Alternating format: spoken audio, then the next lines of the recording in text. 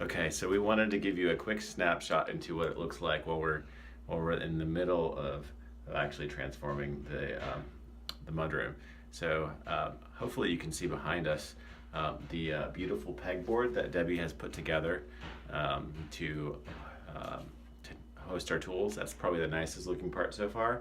But if I turn the camera around, That's so you'll nice. be able to see that the closet is looking much different than, let me back up so you can see it, than when she first showed it to you. So tools over there, and we used to have clothes and jackets and A freezer. our deep freezer over here that holds a lot of our meat. We moved it all over there, and we've already started pulling things out of here and getting rid of things and trying to figure out what really needs to stay and what can go. We're trying to have only things that are important for us to use on a regular basis in this room. Anything else you want to add, dear? Nope, it's a big project and it's taken a long time. We always have to figure out extra time. Right now we are working during nap time because nap time is an amazing time for getting things done. So wish us luck. We're going to try to get as much done today as we possibly can.